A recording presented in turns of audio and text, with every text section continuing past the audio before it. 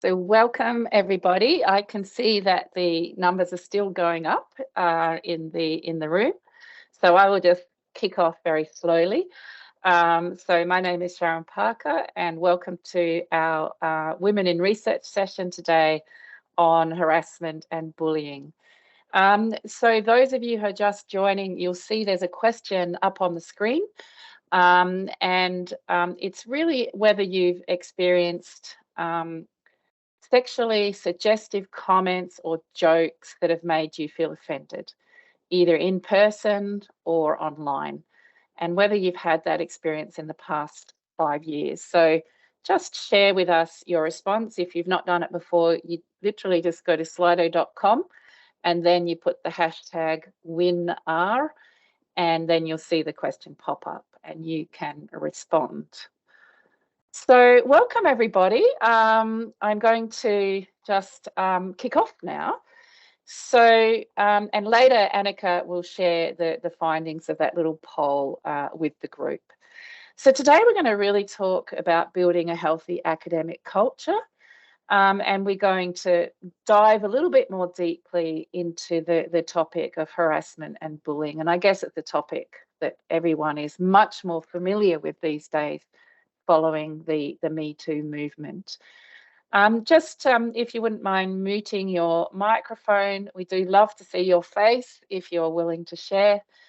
You've got the chat function if you've got a problem. And of course, do feel free to pop questions in the chat as we go. Later on, Annika will be asking some questions on behalf of the group.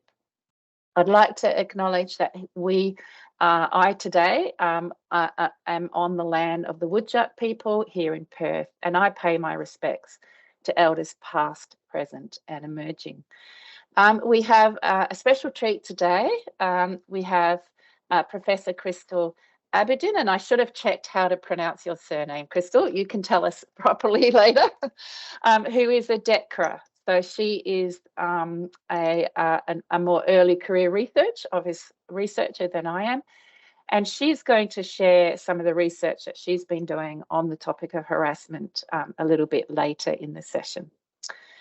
So welcome everybody. And I want to begin with a technical small win example, because as those of you who regularly attend know, the theme of our series is small wins. And it's about just recognizing that whatever our goals are, sometimes we have to break them down into very small little things, and that's how we make progress. So I'm sharing with you a technical small win, and I'm going to hold it up, and I hope that you can see. This is my technical small win. It's called a super note. I have just purchased it, and I can't swivel my camera around, but in my room I have a pile bigger than what I can show you because it goes out of the screen of notebooks that I use to take notes of my meetings. And honestly, I can never, ever find the notes again. They are just there in case I have a legal dispute and I need to one day find them. So the super note is my small win. I am going to use that to hopefully transform my meeting note practice.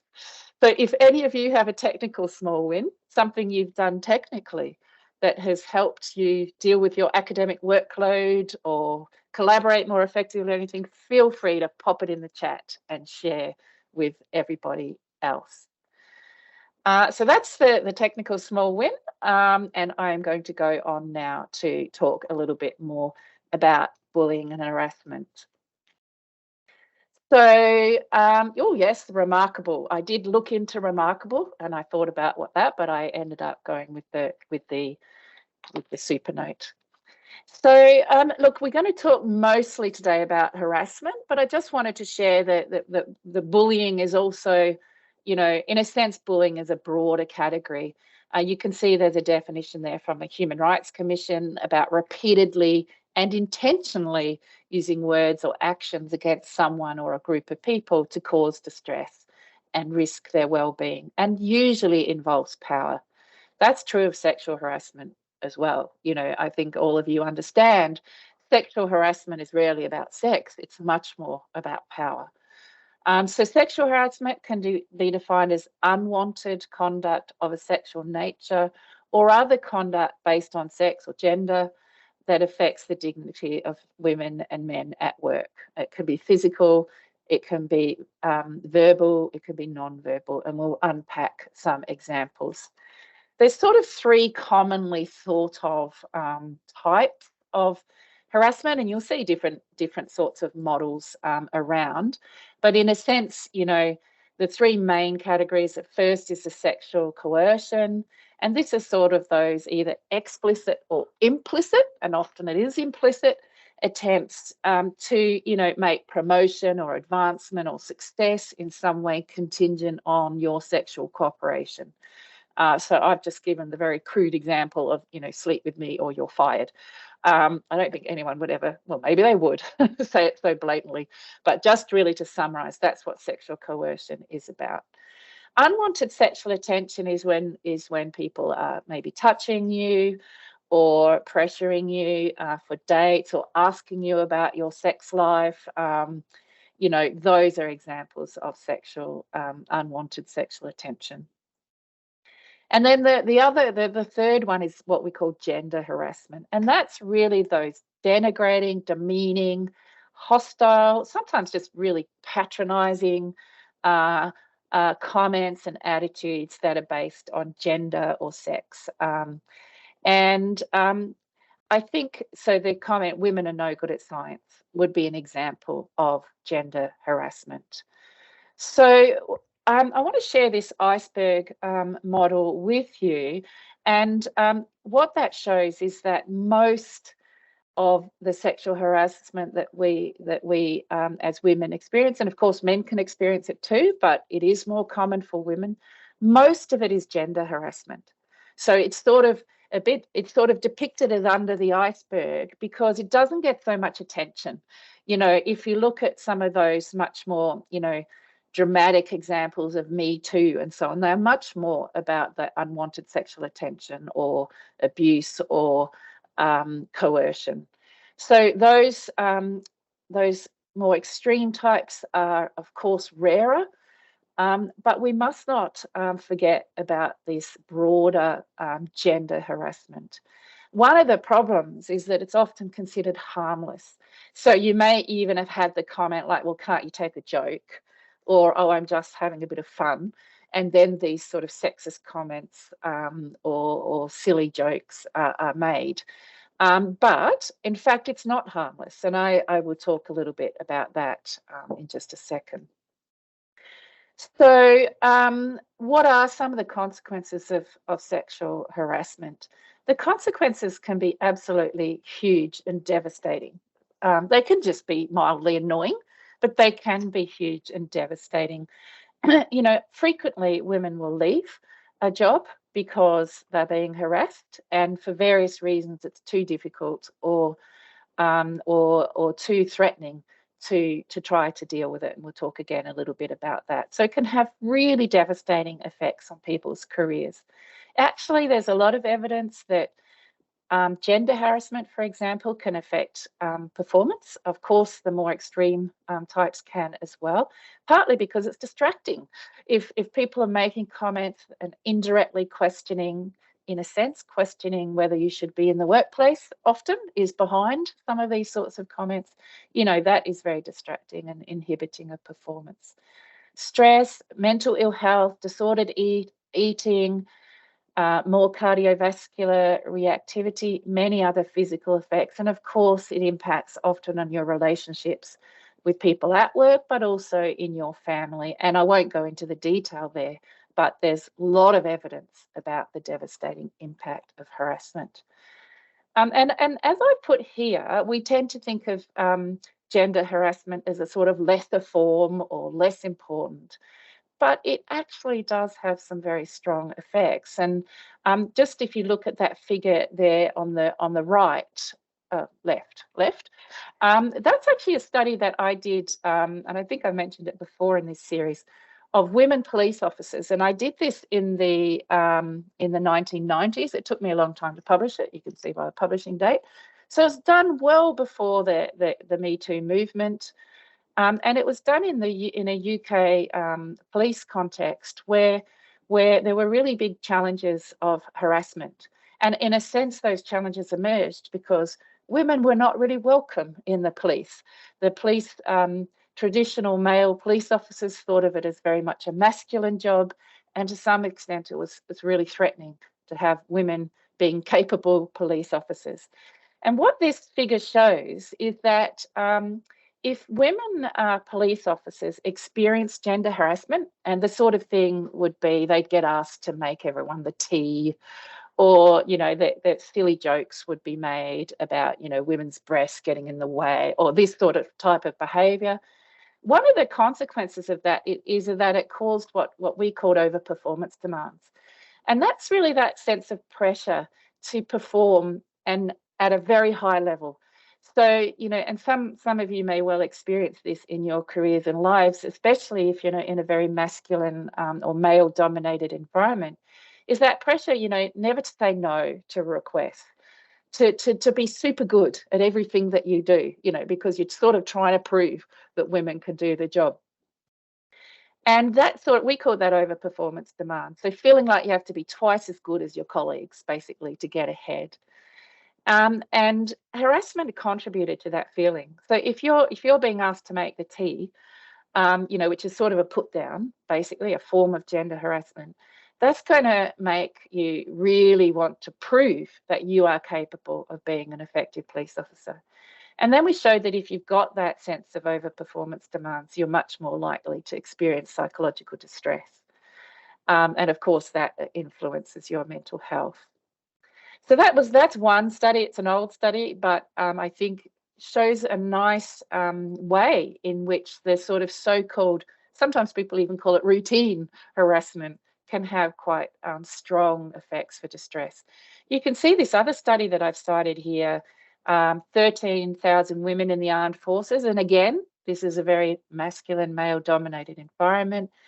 What they showed in that study was that frequent and pervasive gender harassment triggers a similar level of distress to the more infrequent sexual coercion. So that's amazing, right? Because we tend to, as I say, we others tend to think of gender harassment as not very harmful, but it is. And just one more study, a meta-analysis of more than 70,000 working women, actually showed stronger effects on commitment, general health, and job satisfaction if you have high frequency, low intensity harassment. So if you're getting that constant jokes, comments, innuendo, patronizing, you know, that actually can even have a more devastating effect on your commitment to your work and your job satisfaction than the more rare but more high intensity forms. So that's something important that we should remember as we think about this topic. So just turning quickly, well, when does harassment occur? Certainly there is research around who engages in harassment. So we know, for example, that if you have a negative attitude towards women, it's probably not rocket science, but you're much more likely to engage in harassment. We know that harassment is often associated with power, and so on. But actually, in the literature, the strongest effects for what drives harassment tend to be situational. So if we think of that concept of, you know, you're a bad apple in a barrel, you know, that saying that the bad apple, you can see the picture there, turns the barrel bad. Actually, the research suggests it's the barrel that's the most important. And you can have people that might be a bit predisposed, might be a bit negative to women, who might harass, but if they're in a good barrel, if they're in, and I'll tell you what I mean by a good barrel in a minute, that will actually often curtail the harassment. But if you let those individuals be in a bad barrel, then that's where we see the really high levels of harassment. So what is the barrel? What should the barrel look like if we want to have environments free of harassment? Well, the first bad barrel component is just simply when men are dominant.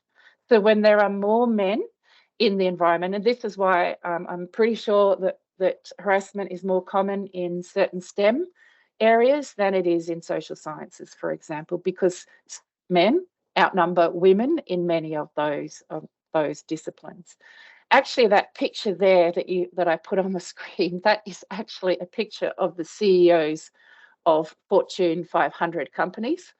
There are one or two women if you look really hard and get your magnifying glass out, but by and large, they are mostly all men. You know, the bottom line is our workplaces are still very male dominated, but the more that you see that the leaders are men, that men are dominant, and then the sort of triple whammy if it's also in jobs that are stereotypically male. So I've already talked about army, stereotypically male, police, stereotypically male, certain science areas, stereotypically male. So if you've got all those forces in play, harassment is going to be much more likely. So that's the first bad barrel component. The second bad barrel is if it's an organisation or a department that is tolerant of harassment.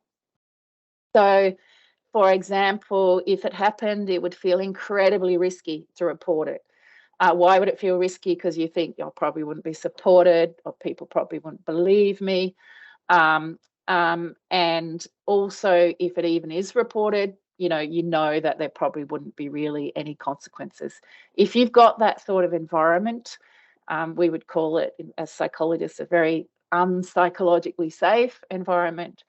Then again, that is going to be an environment where a potential harasser is going to feel like, yeah, I can behave in that way here.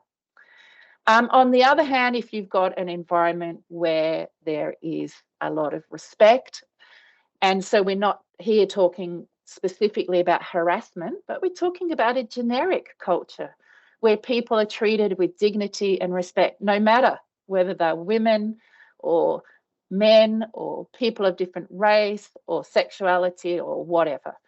And that is, of course, a very strong protective factor against harassment if you've got that respectful culture in which people are treated with dignity.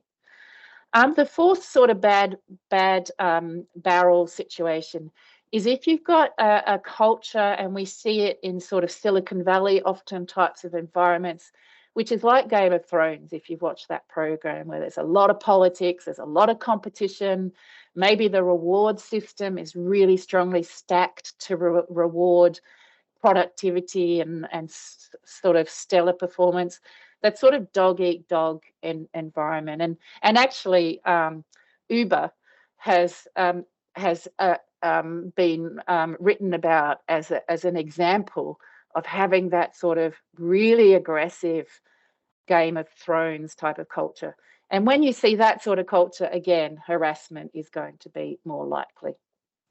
This is not an exhaustive list of antecedents. Other things like insecure jobs, people with more precarity in their work tend to be more likely to be harassed.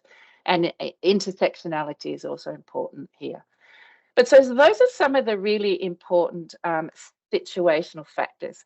So I just want to turn in just in the last 5-10 minutes or so and talk a little about, well, what do we do about reducing harassment, which, as I've talked about, has really devastating impacts on women in their careers and lives. So this is a little model here. You can see the references at the bottom where I got it from. And it just really recognises we can have different levels of strategies. And I'm just going to talk through those a little bit. So and people who do research on stress will sort of recognise this framework because it's the same sort of framework. A tertiary type of approach to harassment is saying, okay, well, harassment exists. How do we make sure we support women for whom it's happened, and make sure they have counselling, make sure they get good access to legal advice, and so on and so forth. So that's really saying, okay, we know it exists. Let's make sure we are supporting the people for whom it has occurred. Of course, we really would want to go further than that. That's really important where harassment is happening, but we also want to make sure that we know about the harassment. So the secondary sort of level is really more to say, let's make sure people come forward if they are being harassed and let people know, because of course we can't deal with it. We can't engage in tertiary strategies if we don't even know that it's happening.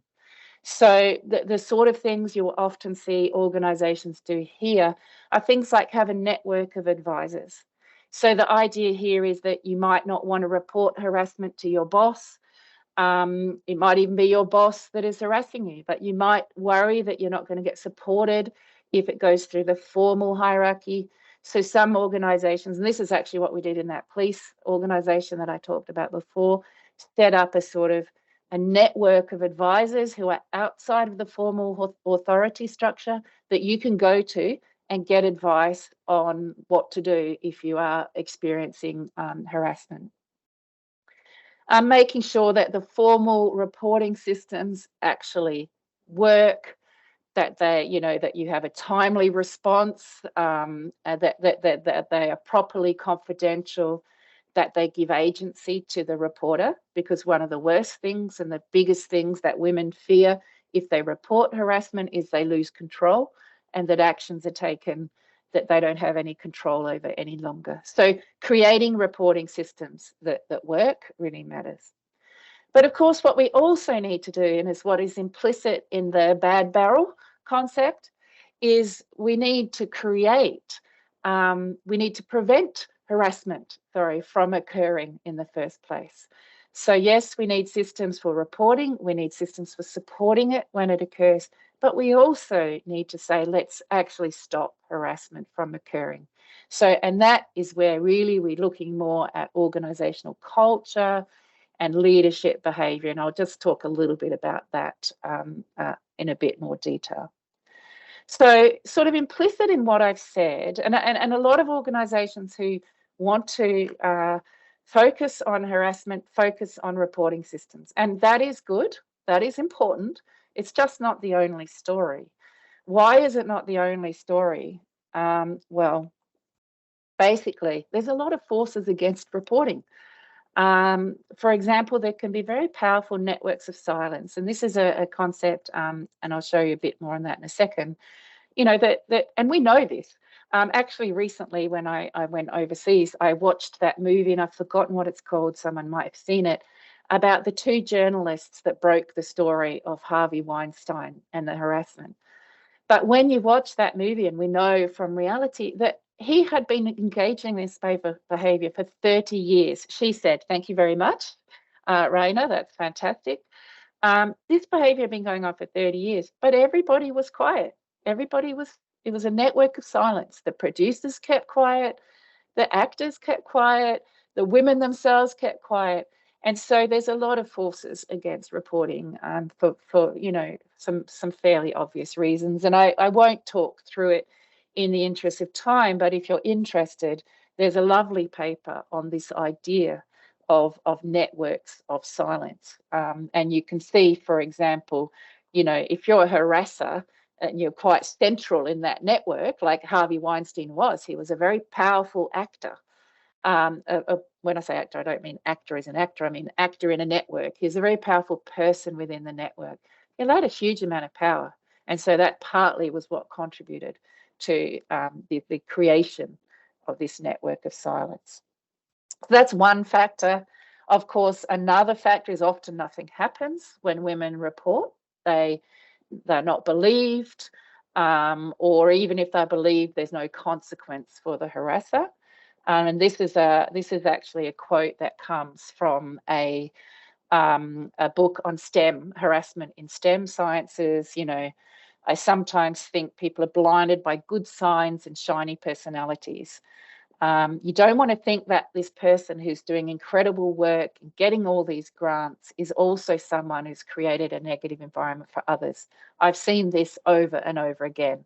So again, power. If that harasser has got the power of getting lots of grants and being very successful, it is also, it is also a factor that's going to make it very hard for someone to report. Also, reporting can be traumatizing for victims, and there can be retaliation. And one study actually showed that 47% of people who complained about harassment had some form of retaliation. And I think Crystal has some nice examples of that that she can share with you later. So in the end, very few women who've been harassed report formally those complaints. The estimates there, some say 15%, some say 6%. And this is not of women, but of women who've been harassed. So, and you can understand why. So this does not mean that reporting systems are unimportant. It just means we must not put all our eggs into that basket. We must also be looking at other strategies. We also have to be aware of the, oh, well, we've trained everyone in harassment type of approach. Yes, again, can be really, really helpful. But actually, and certainly training increases people's knowledge about what harassment is. And sometimes people don't even understand what it is. So that's a good start. And it can also help people to understand this is how you report it. Here's the steps that you would go through.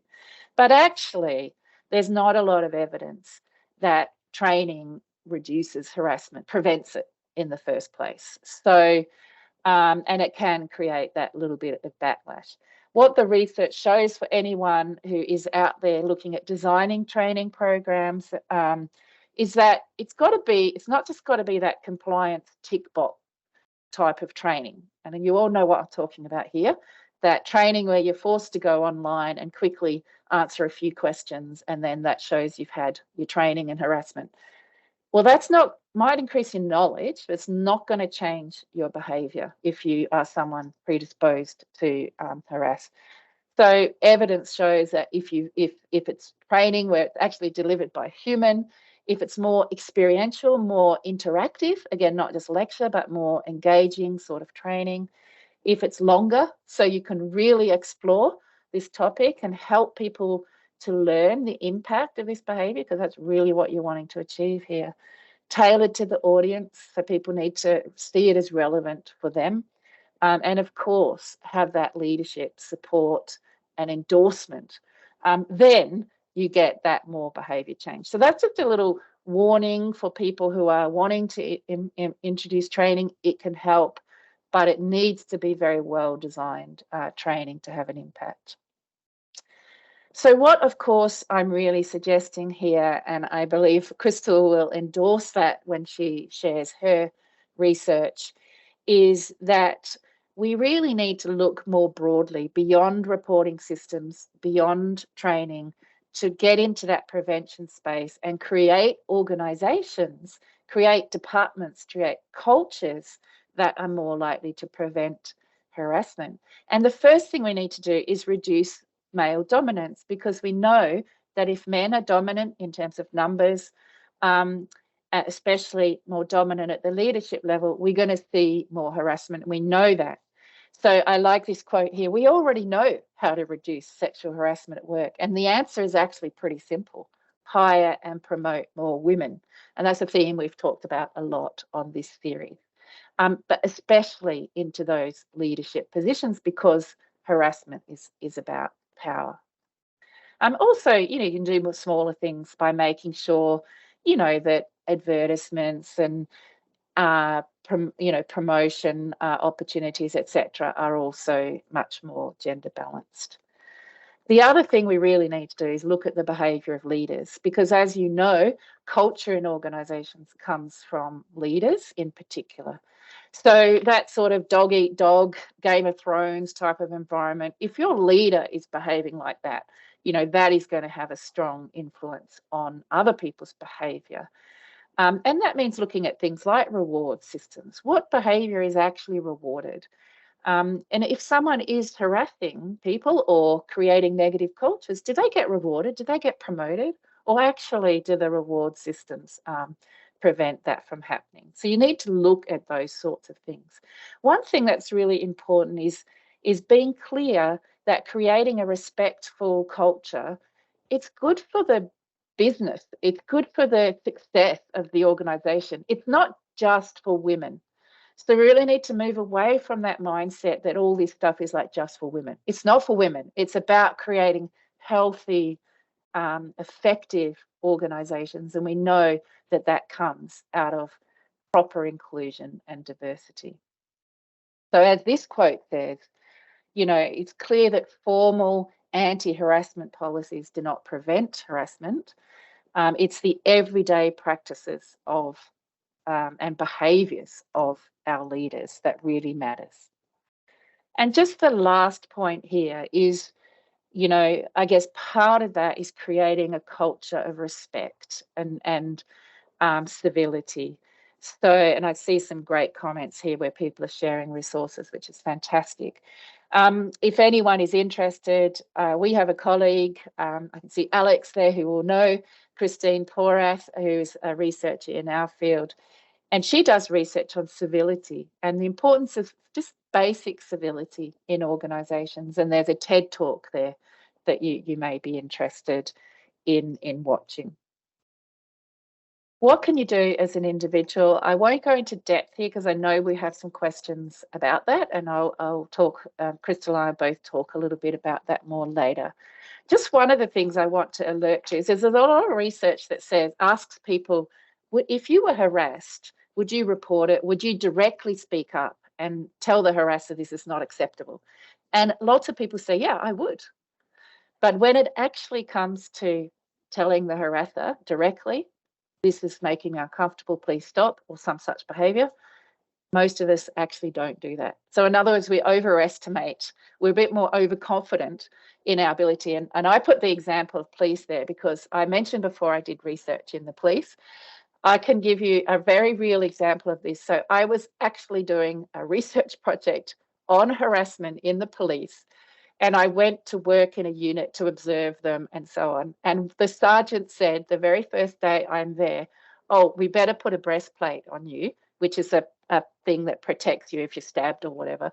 But, you know, I don't know how we're going to get one that's big enough, you know. So in other words, basically harassed me in front of everybody in the very first moment of my introduction to this unit. And I just laughed. And, you know, I was young and naive, but I'm just giving that as an example of how hard it is, because I wanted to win their trust. You know, all sorts of motives that I had for not, you know, rocking the boat and saying that's an example of harassment, actually, which is what I should have said, but I didn't. And I just give that as an example to show how we're all human in these circumstances, and it can be very, very hard. So what do you do? Again, I won't go through this, but, you know, get support, think about talking directly to the person, may or may not be appropriate. You ask people for help, ask your organisation for help, think about whether you want to make a complaint. There's a lot of government bodies that can help in this space, and of course, look after your own health and well-being. There's plenty you can do as a bystander as well. I'm going to share my screen. Can you see it? Yes. So yeah, we've had quite some answers. 51 people answered on the Slido questionnaire, and it seems like the majority of people actually has already experienced someone making sexual suggestive comments or jokes in a direction that made them feel offended. This is actually a stronger result than we would usually find. In general, there are about 25% of females who are, mostly it's females, who are experiencing this, and 7% of males. But coming to some of the questions, we don't have a lot of time left. So first of all, yeah, regarding the strategies, would you maybe, Crystal, elaborate a bit on how, what are strategies when you're a vulnerable person, or if you already experienced harassment, or you're mentoring someone, you know someone who is being harassed, what are strategies, what can people do? Yeah, this sounds very straightforward and basic, but the first thing you should do if you are a recipient of online harassment is to document things. Oftentimes, when you want some sort of mitigation or to file a report, they're always asking for evidence, whether it's a screen grab of a comment, details of the conversation, whether or not there were any bystanders. These are not things we think of immediately in that situation, but they will be asked for if you want to seek any proper redress. Secondly, oftentimes the scholarship and the management tells us your first port of call is your line manager. In our survey results, unsurprisingly, not many people actually want to go speak to their line manager. 30% want to go to a family member. 27% want to go to a friend. So while the issue is systemic, people still prefer to rely on their own personal networks, even colleagues, to address this. And this points to us the fact that while they are hoping structural change goes through, people would prefer to remove themselves from the university to address that. There are ways the university can encourage and support this, like providing small amounts of allowance of funding so that therapy can be sought elsewhere outside of the institute. And these are suggestions we can definitely offer and consider. Annika, sorry, you're on mute. Sorry. Thank you for the strategies. Another question would be, what can you do when you're actually in a management position? If you are experiencing your superiors, your inferiors to experience harassment, or if you're witnessing. Yeah, I'll give you two selections of responses. The managers I've interviewed who have mediated this in the past tell me there are some things they want to do differently in the future.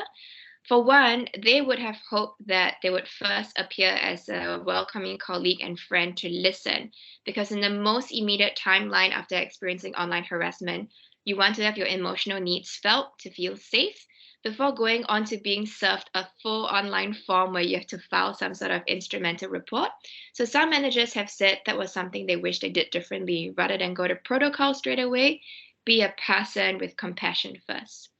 For the people who have experienced online harassment, I would ask, if you experienced it again, what would you have hoped be done differently? Well, they would have wanted one single person to coach them and walk them through that whole process, preferably someone with training that the university hires, rather than having this be in a mass email chain reporting to several people, because the weight of your story tends to lose traction when more people get involved. It also becomes very desensitizing when you have to repeatedly tell that story over and over, and they would like one trained person to follow through all the way. Some people are already turning to that outside of the university for their redress, but it's something we definitely need to think about providing in-house. Yeah. Thank you so much. Annika, I might stop you there because it is very close to time. I'm so sorry. No problem. Look, there have been so many important things that you've said today, Crystal. Just wish we had a little bit more time. It's the usual challenge. And also there's been a wonderful, rich conversation on chat as well. So we will share the slides. Somebody asked, they're always on the website after, as well as the recording of this. So you're welcome to share it with people. Maybe that's the way we can educate people a little bit more in this space. If I can just have one last word, I would also, it's very difficult to, in the moment, say that was inappropriate, that what you said made me feel uncomfortable, or I felt uncomfortable with the way you said that, or whatever. I do encourage people, if you can, to do that, because once things become formal and in the reporting system, we have seen all the consequences. We've seen it in the chat. You spelled it out, Crystal. We know it from the research. It can so easily be derailed. So I do encourage people to try to be assertive in the moment. I'm not saying that's easy. I'm not saying that's always possible. But the more that we can do that, and that bystanders, people who witness it, can say, that was an inappropriate comment. Please don't speak like that. The more we can deal with things in the moment too, we can stop these things before they escalate. So thank you so much, everybody, for joining, especially Crystal. It's a fantastic presentation, and you'll see later when you look at the chat how many people are grateful for you sharing your research and your ideas. Thank you, Annika. You probably had 15 more questions to ask, but thanks again, everybody, for joining us on our Women in Research series. I can't remember what the topic is next time, but I hope that you will join us. We'll be certainly letting you know, and we will share all of this material afterwards. Thank you all again, and look forward to seeing you again soon.